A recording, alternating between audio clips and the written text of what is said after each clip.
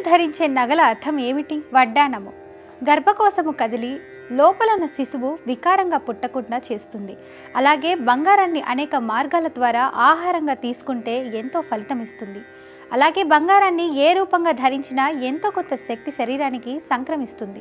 ముక్కెర దీన్ని ధరించడం వల్ల మాట్లాడేటప్పుడు పై పెదవికి తగిలి వీలైనంత తక్కువ మాట్లాడమని చెప్తుంది. ముక్కెర ధరించడం వల్ల ముక్కు కొనపై ఏదో విధంగా దృష్టి ఉంటుంది. అలా దృష్టి ఉండటం ధ్యానంలో ఒక భాగం.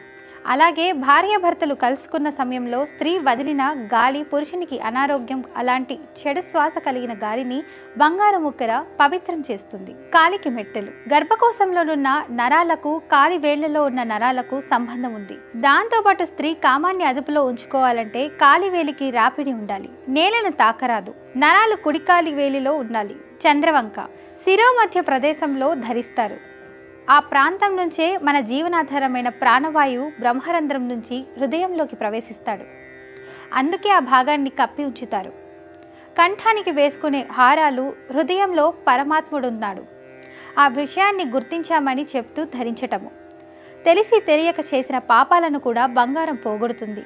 బంగారం ధరించడం ద్వారా చెడు కలలు రాకపోవటమే కాదు, గుండెల మీద భారం, గుండెకి సంబంధించిన వ్యాధులను కూడా అరికడుతుంది.